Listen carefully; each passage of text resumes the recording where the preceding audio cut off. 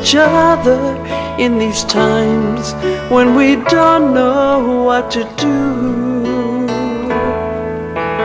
All we can do is be there for each other and help each other through.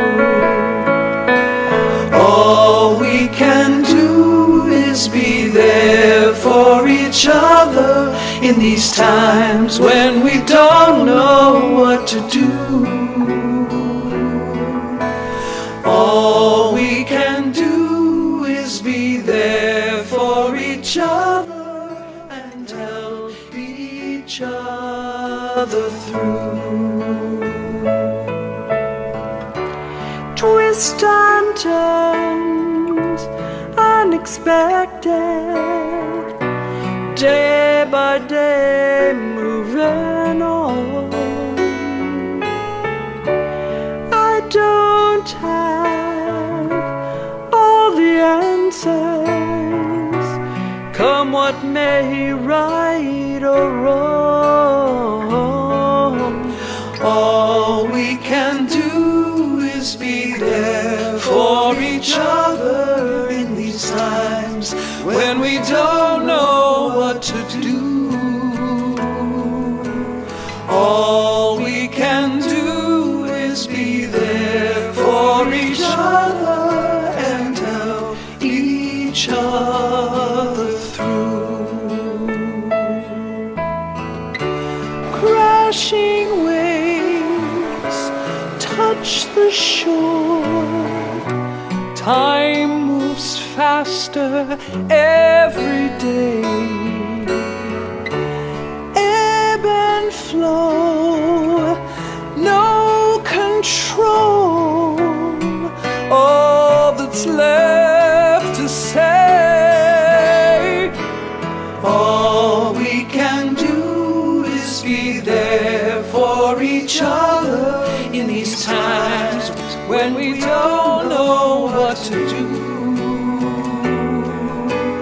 All we can do is be there for each other and help each other through, and help each other through.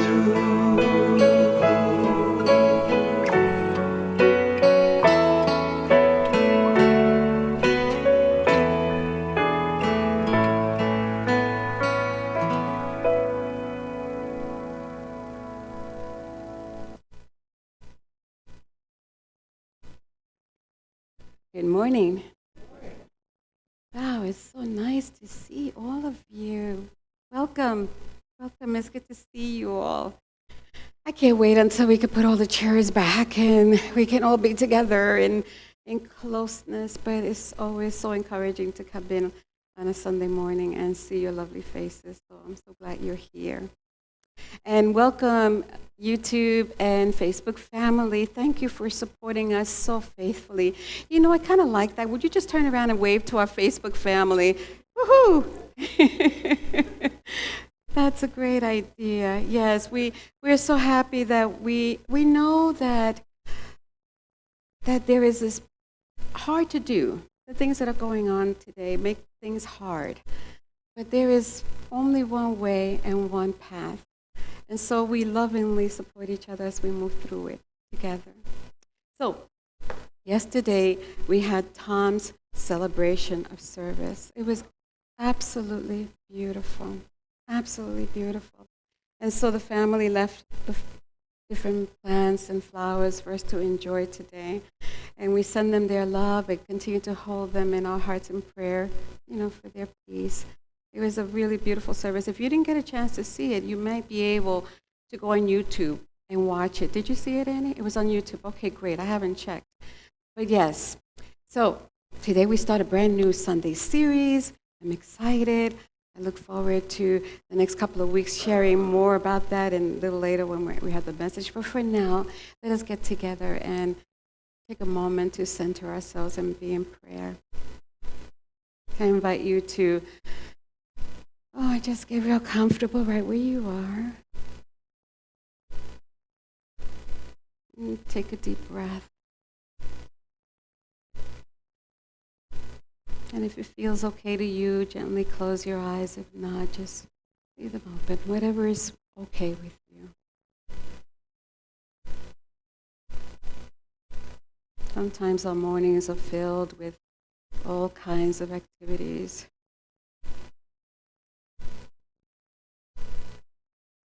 And so we bring ourselves here now. Many of us have many activities planned for the afternoon, but we put them on hold now. Right now is the most important moment. Being in presence, knowing our truth. God is right where we are.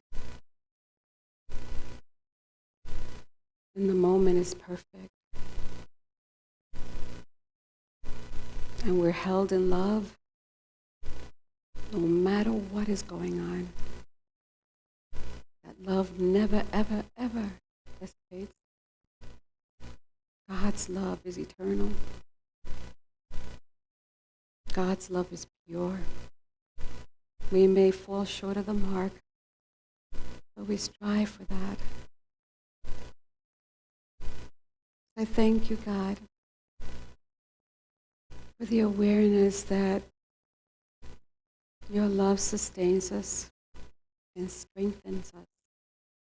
And this month where we celebrate the power of love, we know it is what unites us.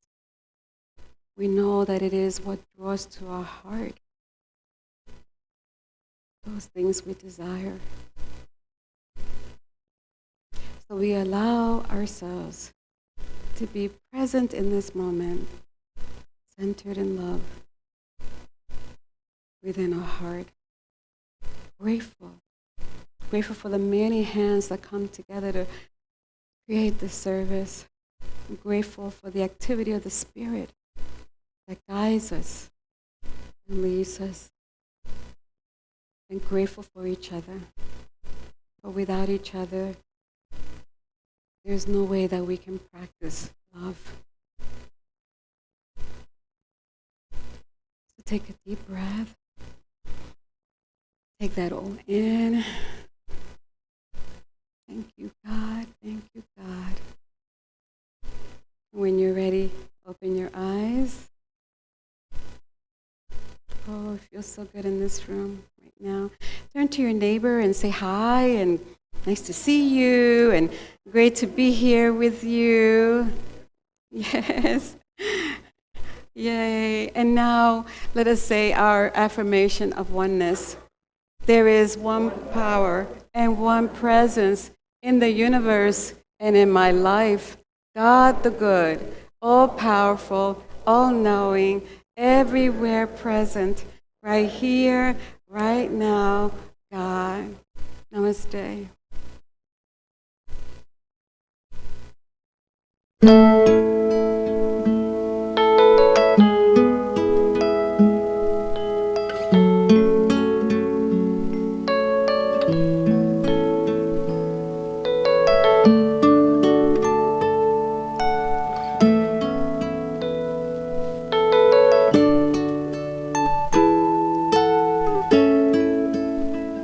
I am so blessed. I am so blessed. I am so grateful. I am so blessed. I am so blessed. I am so grateful. I am so blessed. I am so blessed. I am so blessed. I am so grateful for all that I have. I am so blessed. I am so blessed. I am so grateful. I am so blessed. I am so blessed. I am so blessed. I am so grateful for all that I have. I am so blessed. I am so blessed. I am so grateful. I am so blessed. I am so blessed. I am so blessed. I am so grateful for all that I have. I am so blessed. I am so blessed. I am so grateful. I am so blessed.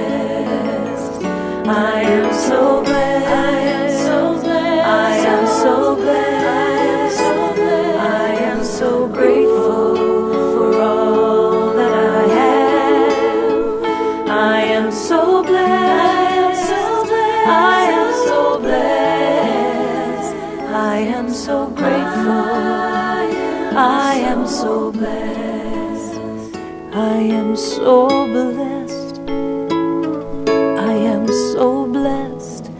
I am so grateful for all that I have. I am so blessed. I am so blessed. I am so grateful. I am so blessed. I am so blessed. I am so blessed. I am so grateful for all that I have. I am so blessed. I am so blessed. I am so grateful. I am so blessed. I am so grateful. I am so blessed.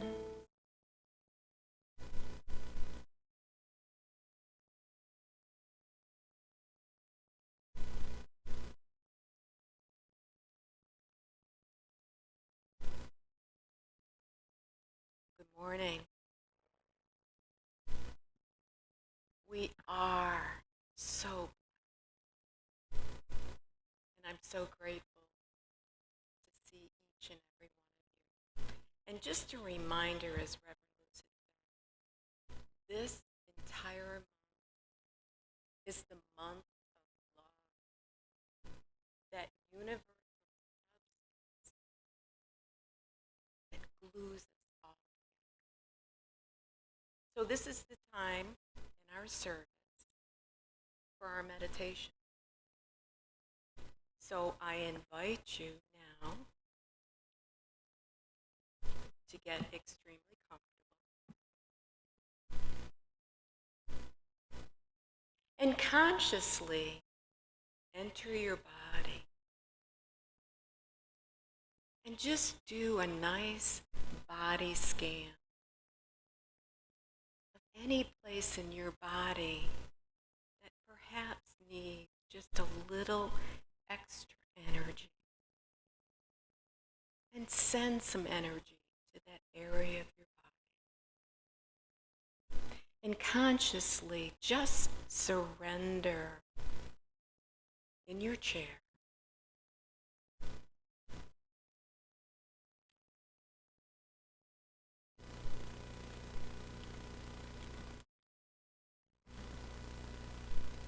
Close your eyes if you'd like. And just begin to breathe. As you breathe, you become aware of your thoughts. And any thoughts that are not awake to your truth, the truth of our oneness, the truth that we're all divine, the truth of the power of our thoughts, and the benefits of prayer and meditation. So any thoughts that are awake to your truth, allow those to be present.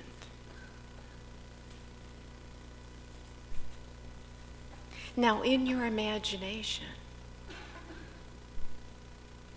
there is this child that is right in front of you. And you look at this child, and your eyes and the child's eyes make a connection.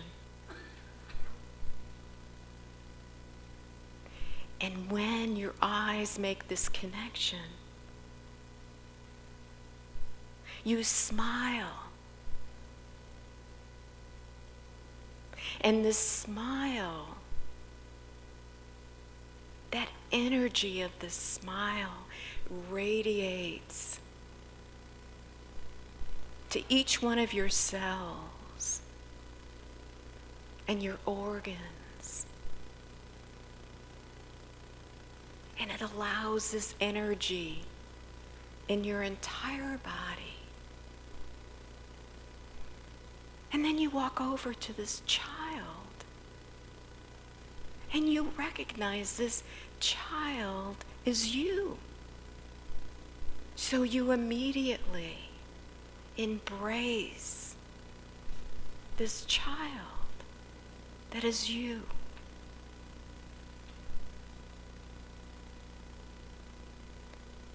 And as soon as you embrace this child, you realize that you are one. And you realize this child is your wonder child. The child that is your divinity.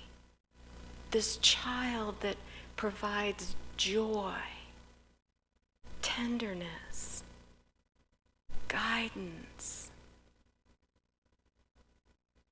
and all the reminders of the goodness that resides within you.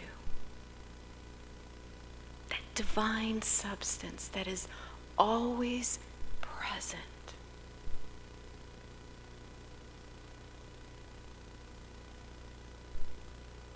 So in the silence, listen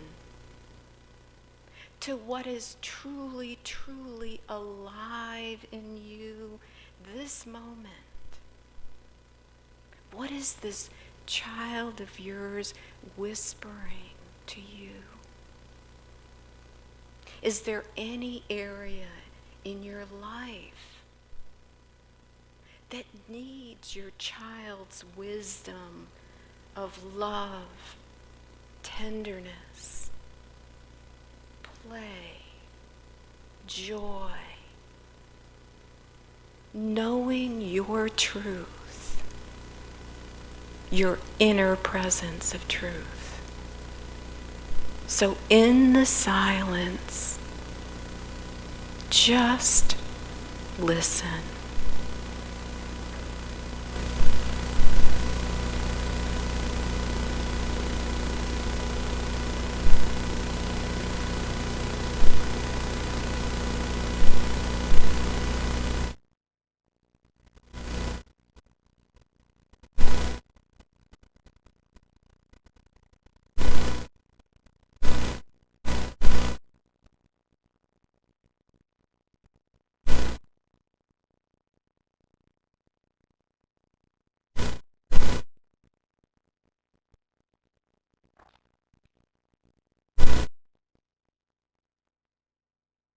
Now gradually bring all that new awareness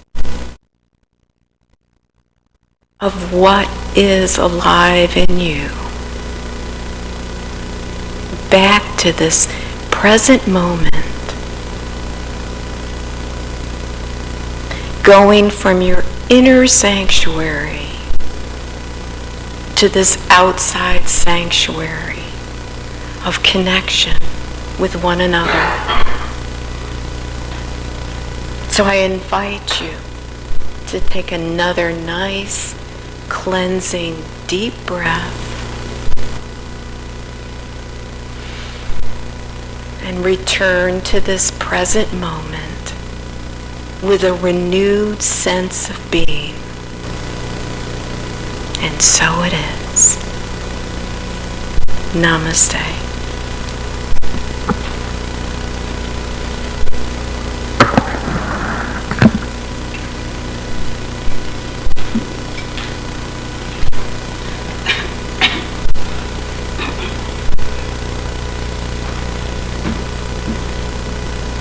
Thank you, Annie. That was beautiful. Always remembering our inner child. So, I started to tell you about Tom's celebration of life earlier. It was so beautiful. And one of the things that was really striking to me was that in these moments when we celebrate someone's life, we tell a little bit of their story, right? We tell how we know them and, how they've impacted our lives. And so we heard that from Tom's family yesterday and friends. And I started to think about that because I had to go home and prepare for today. And I started to think about us and thinking how, because the story is so important, how will the story of us collectively will be written? What would they say about us, especially in these times that are so turbulent and different and hard? What would they say about us? What story will they write?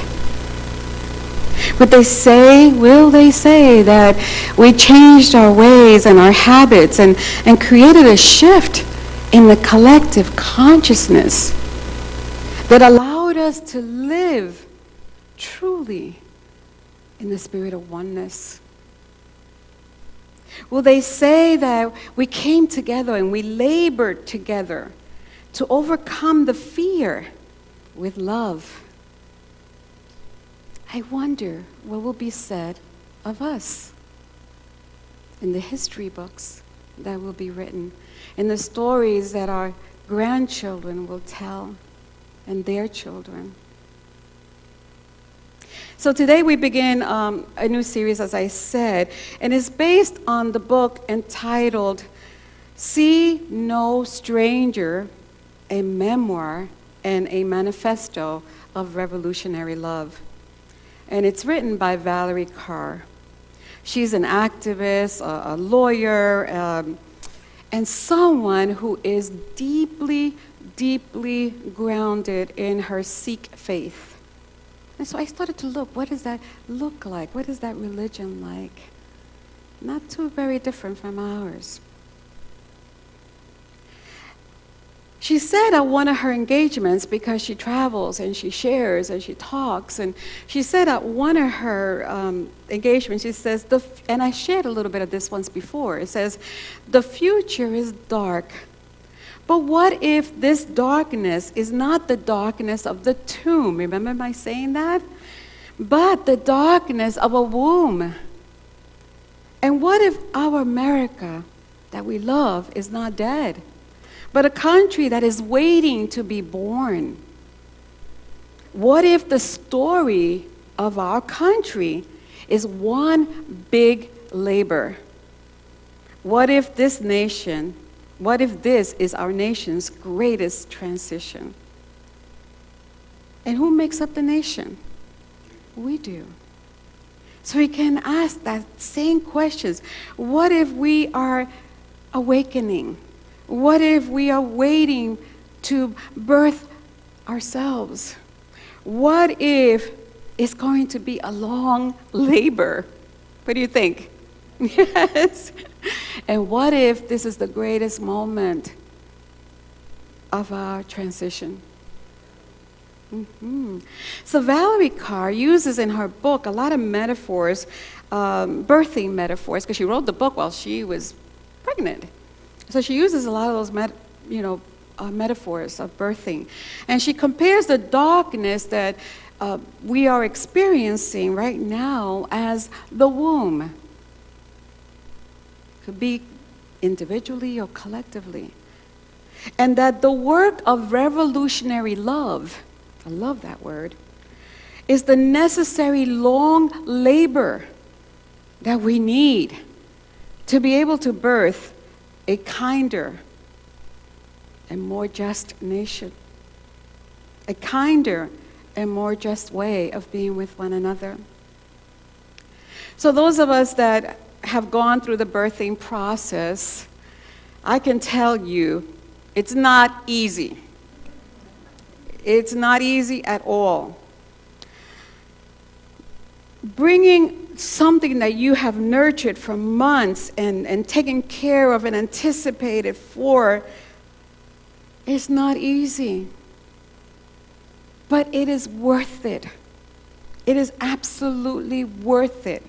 To bring into the world what you have lovingly nurtured, what you have envisioned, what you have longed for, is worth all the labor. Carr says that the time has come to birth. You know, this long past year where we were in ourselves, kind of seeking, kind of meditating, kind of connecting with our inner source. All that time, we were nurturing what is ready to be birthed. And so she says that the time has come for us to breathe and push. And how in the world do we do that? How do we breathe and how do we push?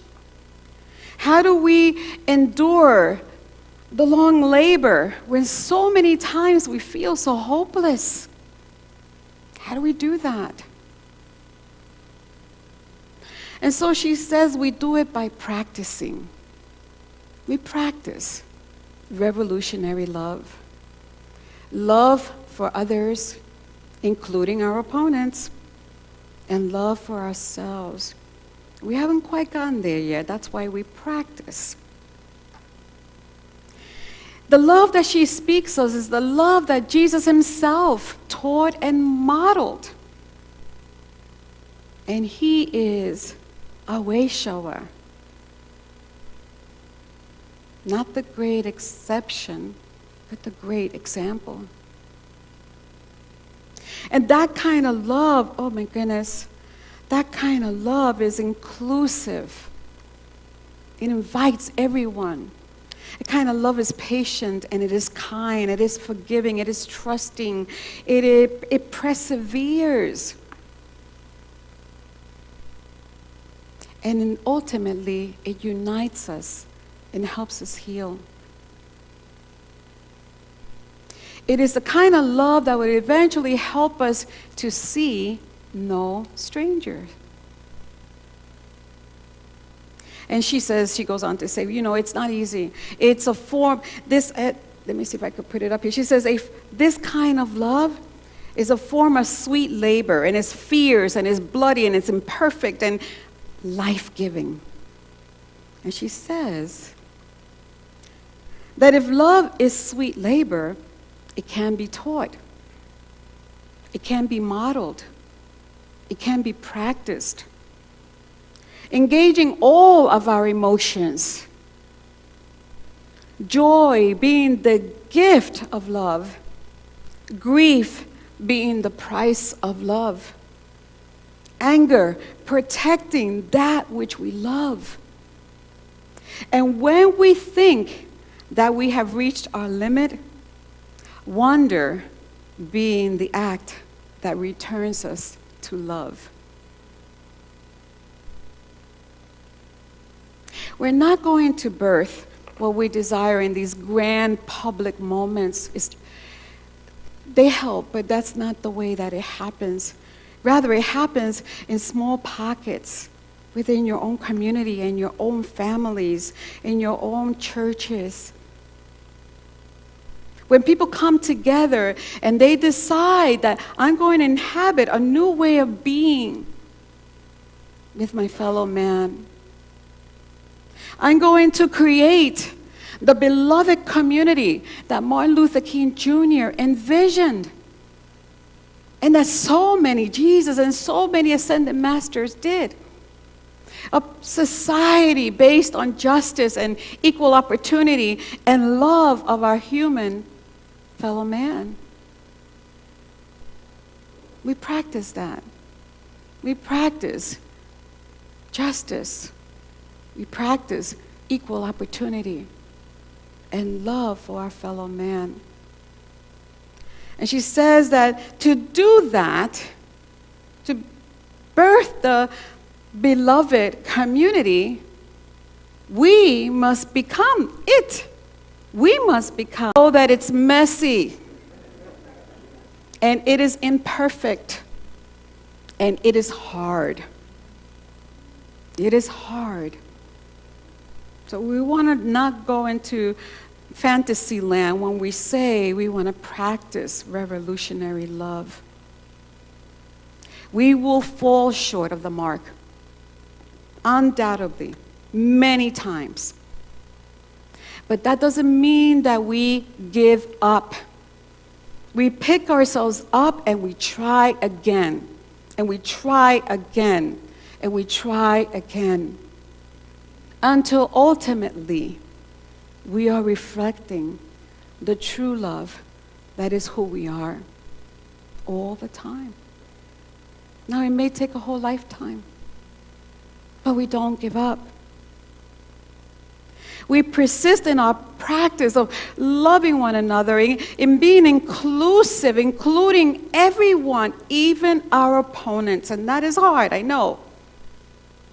And most of all, we also practice that revolutionary love to ourselves.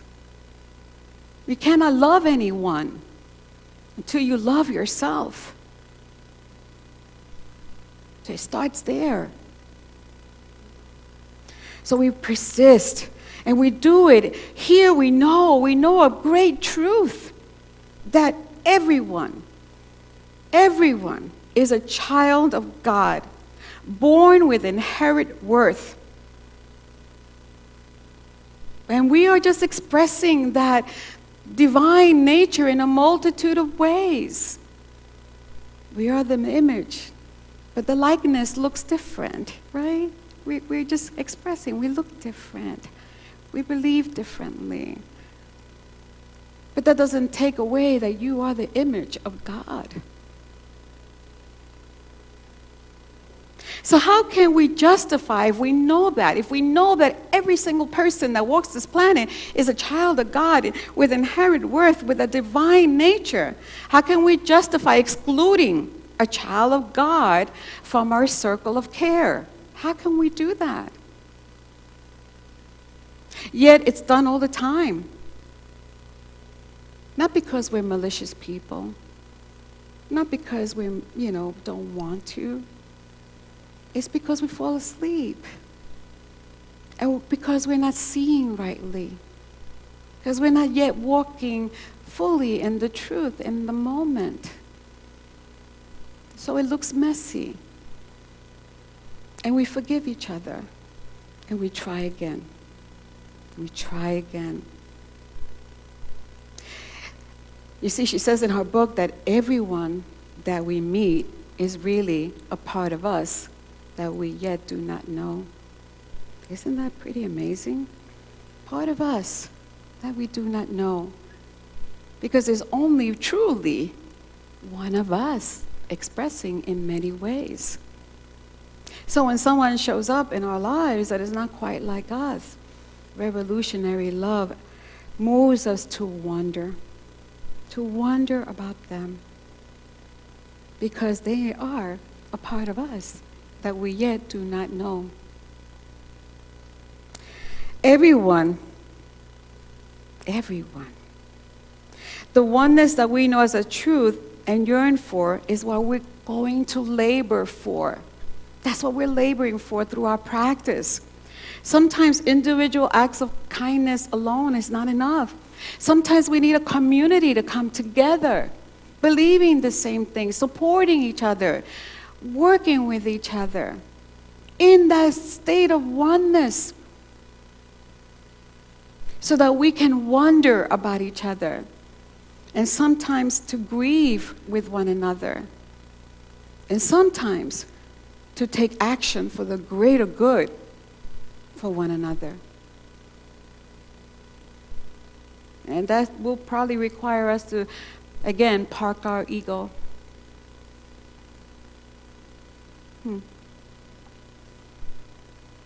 Because the ego gets no satisfaction in expressing revolutionary love of this kind.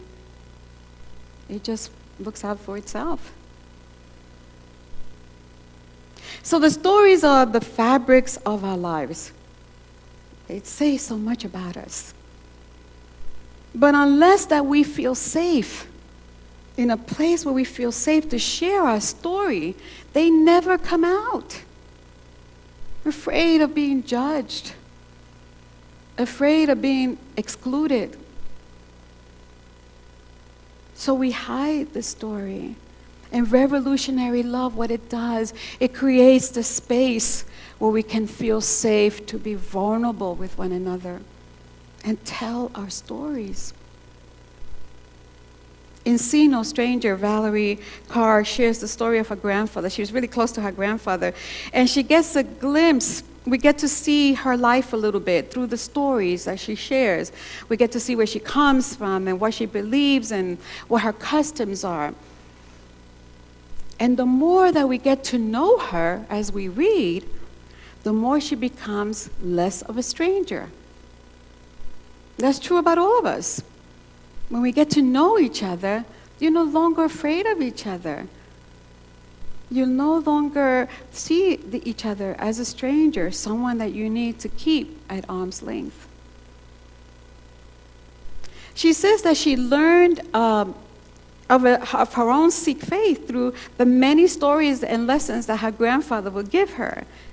And she says that one of her favorites is the story of Guru Nanak, the first teacher of the Sikh tradition. And I'm going to just read this little one for you. 5 centuries ago, in the village of Punjab, on the Indian subcontinent, there lived a young man named Nanak. He was deeply troubled by the violence between the Hindus and the Muslims around him. And one day he disappeared on the bank of the river for 3 days.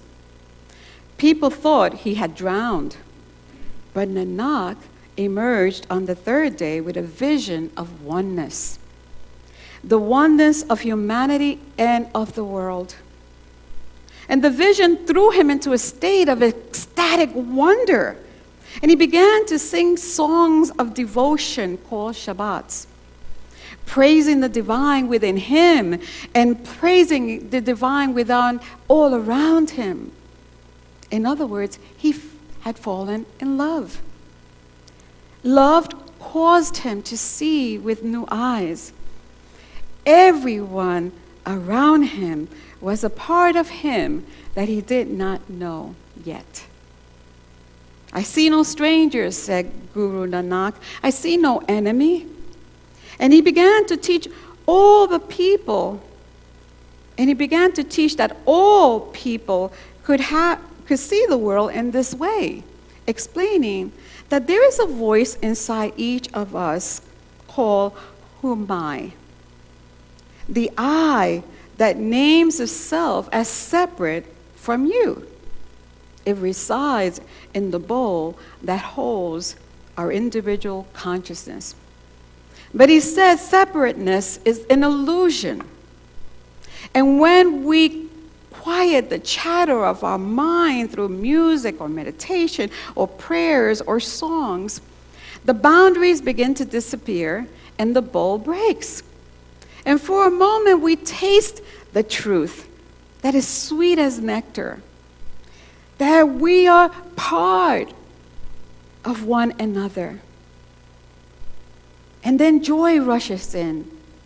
Long after the moment passes, we can choose to remember the truth of our interconnectedness, that we belong to one another. And we choose to see no strangers. In the Sikh faith, awe and wonder are fundamental practices for them. They practice repeating these Shabbats, which are a lot like affirmations, really, all day long. And she says she used to hear her grandfather go through the day doing this, trying to remember, not as a prayer, because he wasn't using it as a prayer. It was more as a practice to remind himself of the wonder and the awe that we are one. So he would say, wondrous are the forms, wondrous are the colors, wondrous are the beings who wander around on cloth. Wondrous is the wind, and wondrous is the water. Wondrous is the fire, which works wonders. Beholding these wonders, I am wonderstruck. Oh, Nanak, those who understand this are truly blessed. I agree.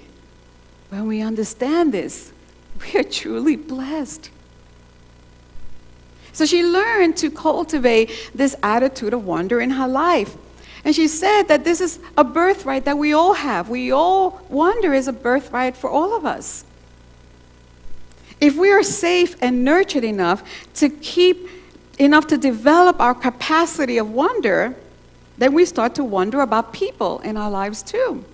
Not just about nature, but people. We wonder about what are their thoughts? What are their experiences?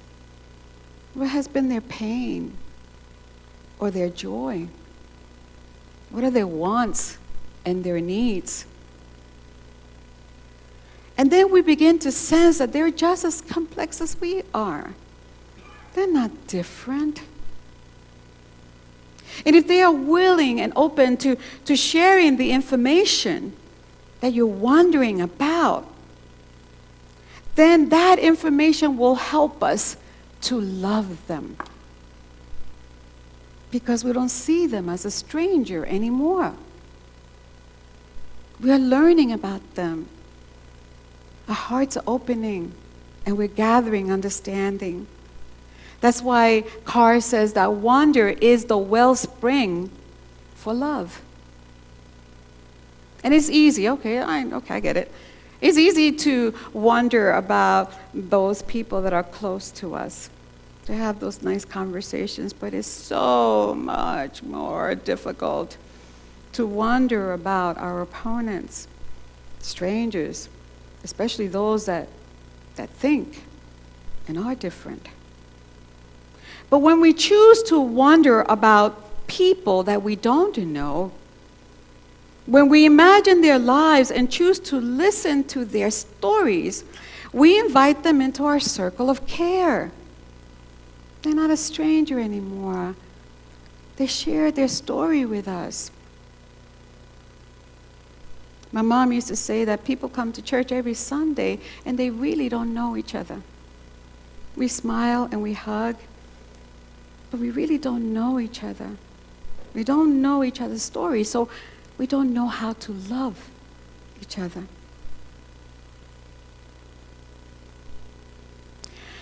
The call to love beyond those of our own flesh and our own blood is ancient. It has come down echoing throughout all of history, from indigenous teachers and leaders and spiritual leaders and social reformers. That call to love one another. And she says this in her book. Guru Nanak called us to see no stranger. Buddha to practice unending compassion. Abraham to open our tents to all. Jesus to love our neighbor. Muhammad to take in the orphans. Mirabal to love without limits.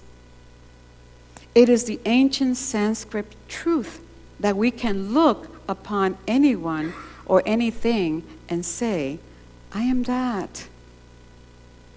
It is the African philosophy, Ubuntu, I am because you are. Isn't that beautiful? We're not saying different things. It is the longing of our heart to exist in oneness. The problem is that our minds they're programmed to see the world in terms of us and them. And as soon as we look at someone, immediately our mind discerns whether they're one of us or one of them. That's the way it is. And it happens even before there's conscious thought. So those that we see as one of us, we let them in. We invite them. They become the ones that we are willing to wonder about. We want to get to know them. And then those that we perceive as not us, we dismiss or exclude, leave out. We don't want to wonder about them. We want to say all kinds of derogatory things so that we make them less. It is easier to feel empathy and compassion for those that we consider one of us. But that empathy and compassion seems to be disabled when it's one of them. It's easier to intervene for one of us when we see that they're a victim of injustice or violence or whatever. I want to intervene for them. Less likely when it's one of them.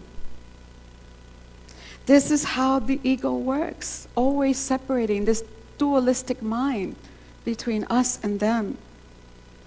And the only way that we can counter this us and them knee-jerk mind habit is to be willing to wonder about all of us. Not only about those in our inner circle, but about everyone. So the call to love begins with wonder. And the failure to wonder about one another is how violence begins. We injure each other. We stop feeling empathy. And when we cannot feel what someone else is feeling, when we cannot understand them, we rather dismiss them. It's a hard reality. So we must choose to wonder.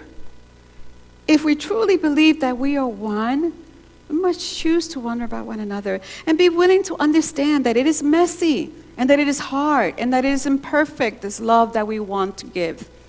Because all of us want to give that love. And we must be able to accept that sometimes we fall short of the mark and that we can forgive each other and help each other stand up again and try again and practice more.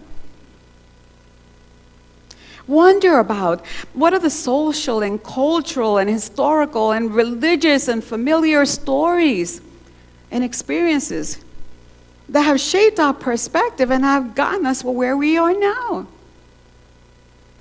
If we can't wonder, then we will continue to exclude one another. Carr says that see no stranger is truly an act of will. You have to want to do it. You will it. So when we encounter someone throughout the day, it's not our first thought that matters, really. This is what's happening. When we see someone, say, in the supermarket or in the car wash, wherever we are, and we see them, the first thought is not really what matters. What matters is all those successions of conscious thinking that follows. And we're always thinking, can't shut that off. But studies have shown that when we encounter someone, maybe we could turn the switch to wonder and perhaps even begin to ask ourselves about that person. I wonder what that person, that stranger, likes to eat for dinner. All of a sudden, it opens up a different way of seeing. I wonder if that stranger is new to our community. I wonder if that stranger is feeling lonely or happy. Let your wonder mind kick in. And when we wonder, what happens is the fear that we may experience about a stranger begins to ease a little bit. And all of a sudden, our hearts begin to open. And we see them as a person with inherent worth. Someone that is a part of us that we do not yet know. There are no coincidences. If someone is in your life, they're in your life because there is purpose. They're going to be part. They may be your greatest teacher. They're going to help you evolve, or vice versa. So when we wonder, our fears just kind of calm down a little bit. And we become to open our hearts. We see people as one of us. Someone who is like us, who has likes and dislikes, who has hopes and dreams, who is peculiar or not.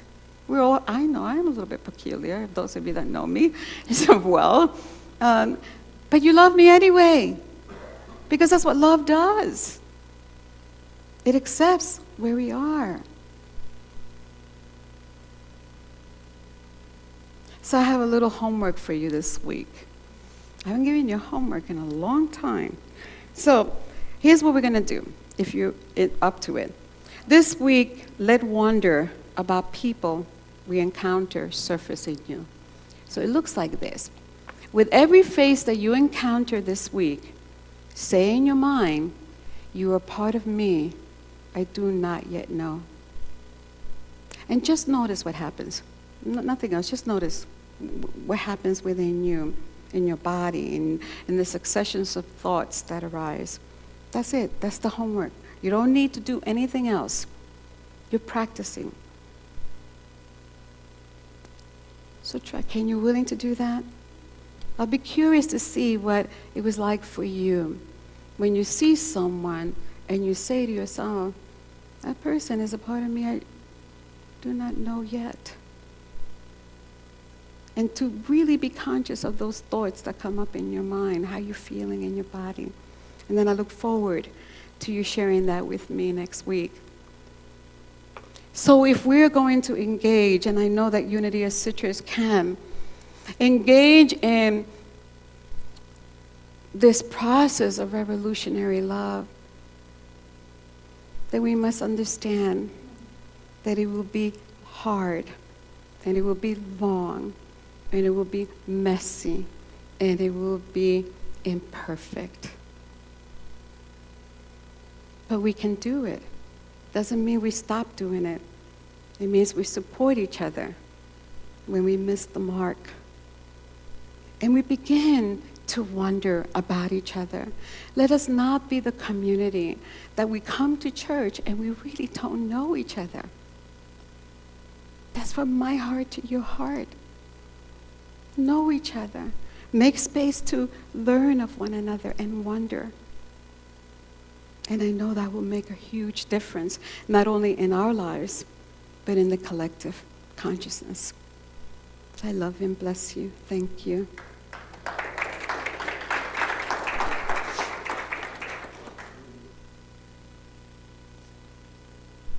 I'm musician first class Madeline Crossland with the United States Navy Band. While many of us are feeling isolated during these uncertain times, it is important to remember that we are all in this together. Please enjoy this musical tribute to the power of one voice. This is the sound of one voice, one spirit, one voice, the sound of one who makes a choice.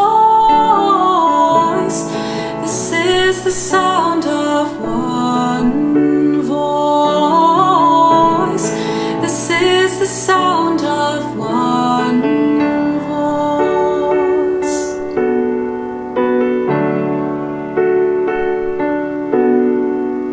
This is the sound of voices too.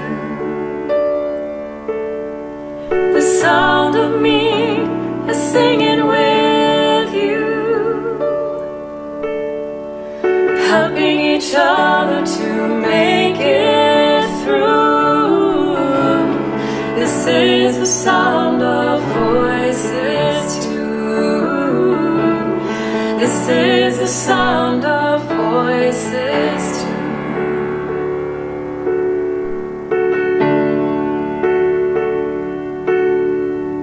This is the sound of voices three,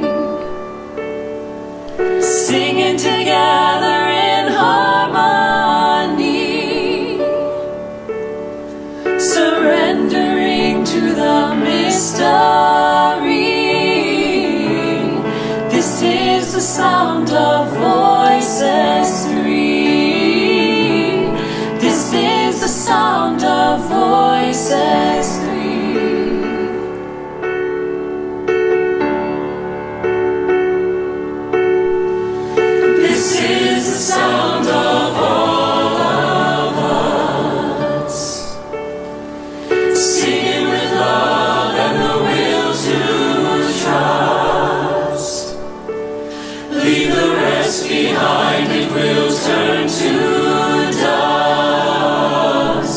This is the sound of all of us. This is the sound of all of us.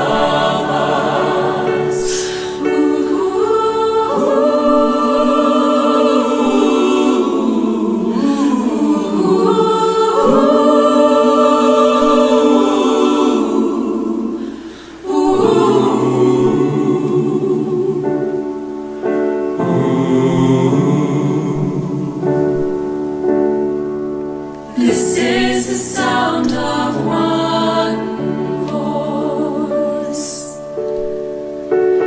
one people, one voice, a song for every one of us.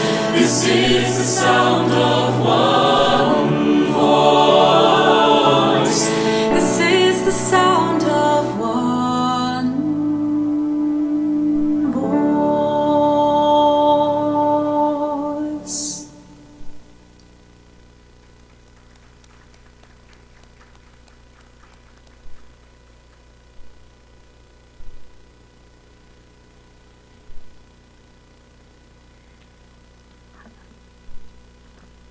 That was a beautiful song. So I love experiments, so I'm up for the experiment. So I like playing little games with myself because I find that I fall asleep on a regular basis. And so I have now put my toothbrush on the other side just to play that little game with yourself because you're always reaching for it in the same place. Because Reverend Luce is asking us to somewhat change. So I find when I'm reaching for it in the same place, it's a reminder for me to wake up. Okay, so now this is the time for our offertory. And so I invite you to put your offertory in your hands and together with me,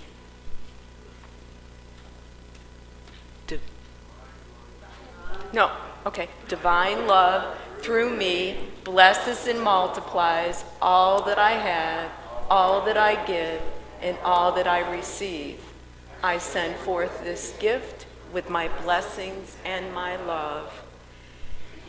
So we just visualize the abundance that is present. And we know as we give, we receive. And as we receive, we give. We are so grateful for Unity of Citrus, and we see all of the love offerings doing wonderful work here and throughout our community and our world. Thank you, God.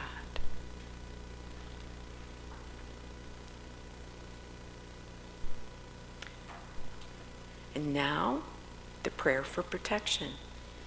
The light of God surrounds us. The love of God enfolds us. The power of God protects us. And the presence of God watches over us wherever we are. God is, and all is well. So, thank you so much for being here this morning. And I hope that you're on this new journey of awakening. And before you get up, Reverend Luce just has a few closing words, so stay seated. Oh, no, I promise, no other assignment. No, that one's a big one. I just wanted to share with you that I am starting a book study. It's not a book study, it's a book discussion. It's based on this book, See No Strangers, and if you're interested, just go ahead and sign up, and I will be sending you the outline and other information, class information, so that you can get started and prepare for it. It starts February the 25th. We have started to begin to invite other classes to come in. I believe Mary is going to teach a class as well soon, and I think hers is a book discussion as well. So little by little, we're trying to offer, the opportunities that we have longed for. Even if, by the way, my discussion is on Zoom. I'm zooming in, so you can do it from the comfort of your home, okay? All right, I love and bless you. Before we leave, let us sing the peace song together, and you're welcome to stand or stay in your seats, whichever way that you like, but let's sing that song, something that we need today more than ever.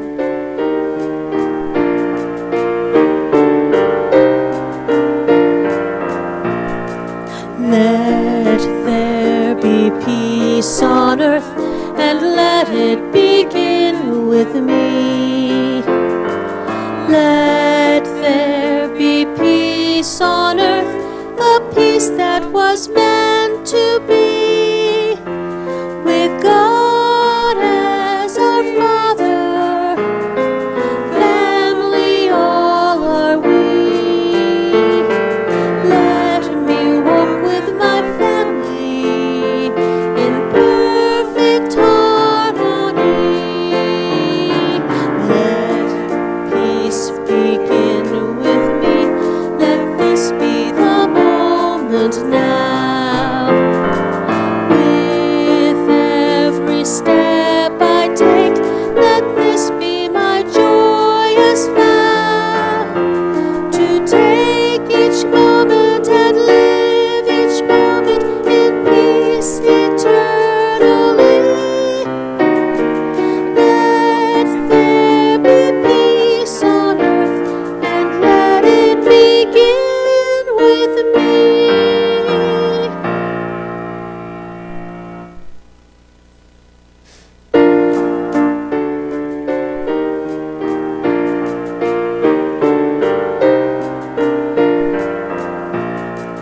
Let there be peace on earth, and let it begin with me. Let there be peace on earth, the peace that was meant